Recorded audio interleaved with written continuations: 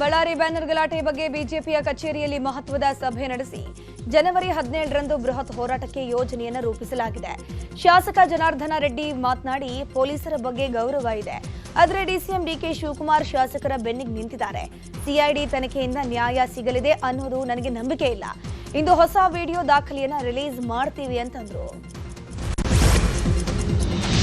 ಜನಾರ್ದನ್ ರೆಡ್ಡಿ ಮನೆ ಮುಂದೆ ಫೈರಿಂಗ್ ನಡೆದು ವಾರ ಕಳೆದು ಹೋಗಿದೆ. ಈ ಘಟನೆಯ ನೋವಿನಿಂದ ಜನಾರ್ದನ ರೆಡ್ಡಿ ಪತ್ನಿ ಹೊರಬಾರದೆ ಆಂಜನೇಯ ಸ್ವಾಮಿ ಮೊರೆ ಹೋಗಿದ್ದಾರೆ. ಜನಾರ್ದನ ರೆಡ್ಡಿ ಯೋಗಕ್ಷೇಮಕ್ಕಾಗಿ ಪತ್ನಿ ಅರುಣಾ ಲಕ್ಷ್ಮಿ ಅಂಜನಾದ್ರಿಯ ಆಂಜನೇಯನ ದೇವರಿಗೆ ಪೂಜೆಯನ್ನು ಸಲ್ಲಿಕೆ ಮಾಡಿದರು. ಅಂಜನಾದ್ರಿ ಬೆಟ್ಟದ 575 ಮೆಟ್ಟಿಲೇರಿ ಆಂಜನೇಯನಿಗೆ ವಿಶೇಷ ಪೂಜೆಯನ್ನು ಸಲ್ಲಿಸಿ ಪ್ರಾರ್ಥನೆ ಮಾಡಿದ್ದಾರೆ. ನಂತರ ಮಾತನಾಡಿದ ಅವರು, ಗೂಂಡಾಗಳನ್ನ ಕರ್ಕೊಂಡು ಬಂದು ದಾಳಿಯನ್ನ ಮಾಡಿದ್ದಾರೆ. ನಮಗೆ ಹನುಮ ದೇವರ ಆಶೀರ್ವಾದ ಇದೆ ಅಂತಂದ್ರು. ಸ್ಥಳೀಯ ಸಂಸ್ಥೆಗಳ ಚುನಾವಣೆಗೆ ಮಂಡ್ಯ ಜಿಲ್ಲಾ ನಾಯಕರ ಮೈತ್ರಿ ಅಪಸ್ವರದ ನಡುವೆ ಇಂದು ವಿಧಾನಸಭೆ ವಿರೋಧ ಪಕ್ಷದ ನಾಯಕ ಆರ್ ಅಶೋಕ್ ಮಂಡ್ಯ ಜಿಲ್ಲೆಯ ಪ್ರವಾಸವನ್ನು ಕೈಗೊಳ್ಳುತ್ತಿದ್ದಾರೆ. ಮಂಡ್ಯಕ್ಕೆ ಭೇಟಿ ನೀಡಿ ಸ್ಥಳೀಯ ನಾಯಕರ ಜೊತೆ ಸಭೆ ನಡೆಸಿ ಆನಂತರ ಮೈಸೂರಿನಲ್ಲಿ ಕೇಂದ್ರ ಸಚಿವ ವಿಜಿ ರಾಮ್ಜಿ ಯೋಜನೆ ಕುರಿತು ಸುದ್ದಿಗೋಷ್ಠಿ ನಡೆಸೋದರ ಮೂಲಕ ಕಾಂಗ್ರೆಸ್ ನಾಯಕರ ಹೋರಾಟಕ್ಕೂ ಕೌಂಟರ್ ಕೊಡೋಕೆ ಮುಂದಾಗಿದ್ದಾರೆ. ಪಶ್ಚಿಮ ಘಟ್ಟಗಳ ನದಿಗಳ ಜೋಡಣೆ ಯೋಜನೆಯನ್ನು ಸ್ಥಗಿತಗೊಳಿಸಬೇಕು ಅನ್ನೋ ಆಗ್ರಹ ಉತ್ತರ ಕನ್ನಡ ಜಿಲ್ಲೆಯಲ್ಲಿ ಕೇಳಿ ಬರ್ತಾ ಇದೆ. ಇದರ ಭಾಗವಾಗಿ ಇಂದು ಬೃಹತ್ ಪ್ರಮಾಣದಲ್ಲಿ ಪ್ರತಿಭಟನೆ ಸಭೆ ಹಮ್ಮಿಕೊಳ್ಳಲಾಗಿದೆ. ಸ್ವರ್ಣವಲ್ಲಿ ಶ್ರೀಗಳ ನೇತೃತ್ವದಲ್ಲಿ ಸಭೆ ನಡೆಯಲಿದೆ. ಪಶ್ಚಿಮ ಘಟ್ಟದ ಪರಿಸರ ನಮ್ಮ ಬದುಕನ್ನು ಉಳಿಸಿಕೊಳ್ಳುವ ಈ ಹೋರಾಟದಲ್ಲಿ ಎಲ್ಲರೂ ಕೈ ಜೋಡಿಸಬೇಕು ಅಂತ ಬೇಡ್ತಿ ಅಘನಾಶಿನಿ ಕೊಳ್ಳ ಸಂರಕ್ಷಣಾ ಸಮಿತಿಯ ಪದಾಧಿಕಾರಿಗಳು ಮನವಿಯನ್ನು ಮಾಡಿಕೊಂಡರು. ಇನ್ನೊಂದು ಕಡೆ ಇಂದು ನಡೆಯುವ ಪ್ರತಿಭಟನೆಗೆ ವ್ಯಾಪಕ ಬೆಂಬಲ ಕೂಡ ವ್ಯಕ್ತವಾಗಿದೆ. ಸಾವಿರಾರು ಸಂಖ್ಯೆಯಲ್ಲಿ ಜನರು, ವಿವಿಧ ಮಠಾಧೀಶರು, ಗಣ್ಯರು ಪ್ರತಿಭಟನೆಯಲ್ಲಿ ಭಾಗಿಯಾಗಲಿದ್ದಾರೆ. ಇಂದಿನಿಂದ ಗುಲಾಬಿ ಮಾರ್ಗದಲ್ಲಿ ಅಂತಿಮ ಹಂತದ ಲೈನ್ ಟೆಸ್ಟಿಂಗ್ ನಡೆಸುವುದಾಗಿ ನಮ್ಮ ಮೆಟ್ರೋ ತಿಳಿಸಿದೆ. ಕಾಳಿನ ಅಗ್ರಹಾರದಿಂದ ತಾವರೆಕೆರೆವರೆಗೂ ಇರುವಂತಹ ಗುಲಾಬಿ ಮಾರ್ಗದಲ್ಲಿ ರೋಲಿಂಗ್ ಸ್ಟಾಕ್ ಪರೀಕ್ಷೆಗಳು ಶುರುವಾಗಲಿದ್ದು ಏಪ್ರಿಲ್ ತಿಂಗಳ ಒಳಗೆ ಮುಗಿಯುವ ನಿರೀಕ್ಷೆ ಇದೆ. ಈ ಮೇನ್ ಲೈನ್ ಟೆಸ್ಟಿಂಗ್ ವಾಣಿಜ್ಯ ಸಂಚಾರ ದೃಷ್ಟಿಯಿಂದ ನಡೆಸುವಂತಹ ಬಹು ಮುಖ್ಯ ಪರೀಕ್ಷೆಯಾಗಿದ್ದು ರೈಲುಗಳ ಕಾರ್ಯಾಚರಣೆ ಹಾಗೂ ವ್ಯವಸ್ಥೆಗಳ ಪರಸ್ಪರ ಸಂಯೋಜನೆಯ ಸಮಗ್ರ ಪರಿಶೀಲನೆ ನಡೆಯಲಿದೆ. ಈ ಪರೀಕ್ಷೆ ಯಶಸ್ವಿಯಾದರೆ ಗುಲಾಬಿ ಮಾರ್ಗವು ಸಾರ್ವಜನಿಕರ ಅನುಕೂಲಕ್ಕೆ ಓಪನ್ ಮಾಡುವುದಾಗಿ ನಮ್ಮ ಮೆಟ್ರೋ ಅಧಿಕಾರಿಗಳು ತಿಳಿಸಿದ್ದಾರೆ. ಬಿಜೆಪಿಯ ಕಾರ್ಯಕರ್ತೆ ವ್ಯವಸ್ಥೆ ಪ್ರಕರಣ ತನಿಖೆ ಚುರುಕುಗೊಂಡಿದೆ. ಸಿಐಡಿ ತಂಡ ಹುಬ್ಬಳ್ಳಿಯಲ್ಲಿಯೇ ಬೀಡು ಬಿಟ್ಟಿದೆ. ಪ್ರಕರಣದ ಕಡತಗಳನ್ನು ಪಡೆದಿರುವಂತಹ ಸಿಐಡಿ ಕೇಶವಾಪುರ ಠಾಣೆಯ ಪಿಐ ಕರೆಪ್ಪ ಹಟ್ಟಿಯ ವಿಚಾರಣೆ ಮಾಡಿದೆ. ಇಂದು ಕೂಡ ವಿಚಾರಣೆ ಮುಂದುವರೆಸಲಿರುವಂತಹ ಸಿಐಡಿ ತಂಡ ಘಟನಾ ಸ್ಥಳಕ್ಕೆ ಭೇಟಿ ನೀಡಿರುವಂತಹ ಸಾಧ್ಯತೆ ಕೂಡ ಇದೆ. ಚಾಲುಕ್ಯ ನಗರಕ್ಕೆ ಭೇಟಿ ನೀಡಿ ಸುಜಾತ ಹಂಡಿ ಕುಟುಂಬಸ್ಥರಿಂದ ಮಾಹಿತಿಯನ್ನು ಪಡೆಯಲಿದ್ದಾರೆ. ಸಿಐಡಿ ಎಸ್ಪಿ ಶಾಲು ನೇತೃತ್ವದ ತಂಡ ಇಂದು ಕೂಡ ವಿಚಾರಣೆಯನ್ನು ಮುಂದುವರೆಸಲಿದೆ.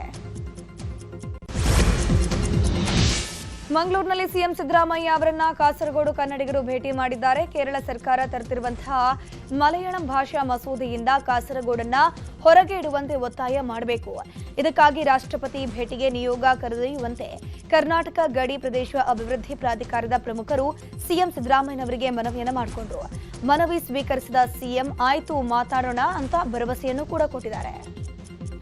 ಇನ್ನು ಕೇರಳದಲ್ಲಿ ಕನ್ನಡ ಮಾಧ್ಯಮದಲ್ಲೂ ಕೂಡ ಮಲಯಾಳಂ ಭಾಷೆ ಹೇರಿಕೆ ಬಗ್ಗೆ ಸಿಎಂ ಸಿದ್ದರಾಮಯ್ಯ ಪ್ರತಿಕ್ರಿಯಿಸಿದ್ದಾರೆ. ಭಾಷಾ ಅಲ್ಪಸಂಖ್ಯಾತರ ಮೇಲೆ ಬಲವಂತವಾಗಿ ಹೇರಿಕೆ ಮಾಡ್ತಿದ್ದಾರೆ. ಬೇರೆ ಮಾತೃಭಾಷೆ ಮಾತನಾಡೋರಿಗೆ ಮಲಯಾಳಂ ಅನ್ನೇ ಕಲಿಬೇಕು ಅನ್ನೋ ಹಾಗಕ್ಕಾಗಲ್ಲ ಅಂತ ಕಿಡಿಕಾರಿದ್ರು. ಮೈನಾರಿಟಿ ಪೀಪಲ್ ಅಲ್ಪಸಂಖ್ಯಾತರಿದ್ದಾರೆ, ಭಾಷಾ ಅಲ್ಪಸಂಖ್ಯಾತರು ಅವ್ರ ಮೇಲೆ ಬಲಾತ್ಕಾರವಾಗಿ ಏರ್ತಕ್ಕಂಥ ಪ್ರಯತ್ನವನ್ನ ಮಾಡ್ತಾ ಇದ್ದಾರೆ. ಅವರು ಹಂಗೆ ಮಾಡಕ್ ಬರಲ್ಲ ಅವ್ರಿಗೆ. And they have no right. ಆ ಥರ ಎಲ್ಲ ಈಗ ಒಂದು ಭಾಷೆ ಮಾತೃಭಾಷೆ ಮಾತನಾಡ್ತಕ್ಕಂಥವ್ರಿಗೆ ಅವರು ಇಲ್ಲ ಫಸ್ಟ್ ಲ್ಯಾಂಗ್ವೇಜ್ ಆಗಿ ಮಲಯಾಳಂನೇ ಕಲಿಬೇಕು ಅಂತ ಹೇಳ್ತಕ್ಕಂಥ ಅದು ಸರಿಯಾದಲ್ಲ. ಅದಕ್ಕೋಸ್ಕರ ಒಂದು ಪತ್ರ ಬರಬೇಕು. ಒಂದು ವೇಳೆ ರಾಜ್ಯಪಾಲರು ಅದಕ್ಕೆ ಸಹಿ ಹಾಕಿ ಕಾನೂನಾದರೆ ನಾವು ಹೋರಾಟ ಮಾಡಬೇಕಾದಂಥ ಪರಿಸ್ಥಿತಿ ಇದೆ. ಮತ್ತು ಕೇಂದ್ರ ಸರ್ಕಾರಕ್ಕೆ ಮತ್ತು ಇದಕ್ಕೆ ರಾಷ್ಟ್ರಪತಿಗಳಿಗೂ ಕೂಡ ಮನವಿ ಮಾಡತಕ್ಕಂಥ ಪ್ರಯತ್ನವನ್ನು ಮಾಡಿ. ಮಂಗಳೂರಿನಲ್ಲಿ ಪ್ರವಾಸೋದ್ಯಮ ಸಮಾವೇಶ ಸಮಾರೋಪ ಕಾರ್ಯಕ್ರಮದಲ್ಲಿ ಸಿಎಂ ಸಿದ್ದರಾಮಯ್ಯ ಹಾಗೂ ಡಿಸಿಎಂ ಡಿಕೆ ಶಿವಕುಮಾರ್ ನಿನ್ನೆ ಭಾಗಿಯಾಗಿದ್ದು ಖಾಸಗಿ ಹೋಟೆಲ್ನಲ್ಲಿ ನಡೆದ ಸಮಾವೇಶದಲ್ಲಿ ಮಾತನಾಡಿರೋ ಡಿಸಿಎಂ ಕ್ಯಾಬಿನೆಟ್ನಲ್ಲಿ ಕರಾವಳಿ ಪ್ರವಾಸೋದ್ಯಮದ ಕುರಿತು ಚರ್ಚೆ ಮಾಡಿದ್ದೀವಿ. ಪ್ರವಾಸೋದ್ಯಮ ನೀತಿಗೆ ಹೆಚ್ಚುವರಿಯಾಗಿ ಏನ್ ಅಳವಡಿಸಬೇಕು ಅನ್ನೋ ಕುರಿತು ಸಭೆ ನಡೆಸಿದ್ದೀವಿ ಅಂತಂದ್ರು. ಮಂಗಳೂರಿನ ನರಿಂಗಾನ ಲವಕುಶ ಜೋಡು ಕೆರೆ ಕಂಬಳವನ್ನ ಡಿಸಿಎಂ ಡಿಕೆ ಶಿವಕುಮಾರ್ ಉದ್ಘಾಟನೆ ಮಾಡಿದ್ದಾರೆ. ಡಿಕೆಶಿ ವೇದಿಕೆಗೆ ಆಗಮಿಸುತ್ತಿದ್ದಂತೆ ಅಭಿಮಾನಿಗಳು ಜೈಕಾರ ಕೂಗಿದ್ರು. ಕೆಲ ಹೊತ್ತು ಡಿಸಿಎಂ ಡಿಕೆಶಿ ಎದುರು ತಾಲೀಮು ಪ್ರದರ್ಶನ ಮಾಡಿದ್ದು. ಸ್ಪೀಕರ್ ಯುಟಿ ಖಾದರ್, ಸಚಿವೆ ಲಕ್ಷ್ಮೀ ಹೆಬ್ಬಾಳ್ಕರ್, ದಿನೇಶ್ ಗುಂಡೂರಾವ್, ಒಡಿಯೂರು ಸಂಸ್ಥಾನದ ಗುರು ದೇವಾನಂದ ಸ್ವಾಮೀಜಿ ಸೇರಿದಂತೆ ಹಲವು ಗಣ್ಯರು ಉಪಸ್ಥಿತರಿದ್ದರು. ಕಾಂಗ್ರೆಸ್ ಮತ್ತು ಜೆಡಿಎಸ್ ನಡುವೆ ಎಕ್ಸ್ನಲ್ಲಿ ವಾರ್ ಮುಂದುವರೆದಿದೆ. ಸಿಡಿ ಲೇಡಿ ಆಡಿಯೋ ಬಿಡುಗಡೆ ಮೂಲಕ ಜೆಡಿಎಸ್ ಕೌಂಟರ್ ಅನ್ನು ಕೊಟ್ಟಿದೆ. ಡಿಸಿಎಂ ಡಿಕೆಶಿ ಹೆಸರನ್ನ ಹೇಳಿದ ಸಿಡಿ ಲೇಡಿ ಆಡಿಯೋ ಬಿಡುಗಡೆ ಮಾಡಿದ್ದಾರೆ. ಈ ರೀತಿ ಮಹಿಳೆಯರನ್ನ ಬಳಸಿಕೊಂಡು ವಿಡಿಯೋ ಮಾಡುವ ಇಂಥವರಿಗೆ ಸಮಾಜದಲ್ಲಿ ಏನು ಅಂತ ಕರಿಬೇಕು ಅಂತ ತಿರುಗೇಟನ್ನ ಕೊಟ್ಟಿದ್ದಾರೆ. ಇನ್ನು ಕೇಂದ್ರ ಸಚಿವ ಎಚ್.ಡಿ. ಕುಮಾರಸ್ವಾಮಿ ವಿರುದ್ಧ ಕಾಂಗ್ರೆಸ್ ಸರಣಿ ಕೌಂಟರ್ ಅನ್ನು ಕೊಟ್ಟಿದೆ. ಎಕ್ಸ್ನಲ್ಲಿ ಹಿಂದಿನ ಫೋನ್ ಟ್ಯಾಪಿಂಗ್ ಪ್ರಕರಣದ ಮೂಲಕ ಕಿಡಿಕಾರಿದೆ. ಹ್ಯಾಟ್ರಿಕ್ ಸೋಲ್ನಿಂದ ನಿರಾಶ್ರಿತರಾಗಿರುವಂತಹ ಪುತ್ರನಿಗೆ ಕ್ಷೇತ್ರ ಕಲ್ಪಿಸೋಕೆ ಅಣ್ಣನ ಮಗನ ರಾಜಕೀಯಕ್ಕೆ ಸಮಾಧಿ ಕಟ್ಟಿದ ಕುಮಾರಸ್ವಾಮಿಯ ಕಥೆಯನ್ನ ಜನರೇ ಸಾರಿ ಹೇಳ್ತಿದ್ದಾರೆ. ಪೆನ್ ಡ್ರೈವ್ ಫಂಟರು ಕುಮಾರಸ್ವಾಮಿ ಅವರೇ ಅಂತ ಕೌಂಟರ್ ಕೊಟ್ಟಿದ್ದಾರೆ. ಗೃಹ ಸಚಿವ ಡಾಕ್ಟರ್ ಜಿ ಪರಮೇಶ್ವರ್ ಸಿಎಂ ಆಗಲಿ ಅಂತ ಉಜ್ಜಯಿನಿಯಲ್ಲಿ ಬೆಂಗಳೂರು ಮೂಲದ ಉದ್ಯಮಿ ಸುರೇಶ್ ರಾಜ್ ಪೂಜೆಯನ್ನು ಸಲ್ಲಿಸಿದ್ದಾರೆ. ಡಾಕ್ಟರ್ ಪರಮೇಶ್ವರ್ ಸಿಎಂ ಆಗಲಿ ಅಂತ ಸಾಧು ಸಂತರಿಂದ ಪೂಜೆಯನ್ನು ಮಾಡಿಸಿದ್ದಾರೆ. ಪರಮೇಶ್ವರ್ ಫೋಟೋವನ್ನು ಹಿಡಿದು ಉಜ್ಜಯಿನಿ ಕ್ಷಿಪ್ರ ನದಿಯಲ್ಲಿ ಪೂಜೆಯನ್ನು ಸಲ್ಲಿಸಿದ್ದು. ಮಾರ್ಚ್ ವೇಳೆಗೆ ಪರಮೇಶ್ವರ್ ಸಿಎಂ ಆಗ್ತಾರೆ ಎನ್ನುವ ಭರವಸೆಯನ್ನು ಸಾಧುಗಳು ಕೊಟ್ಟಿದ್ದಾರಂತೆ.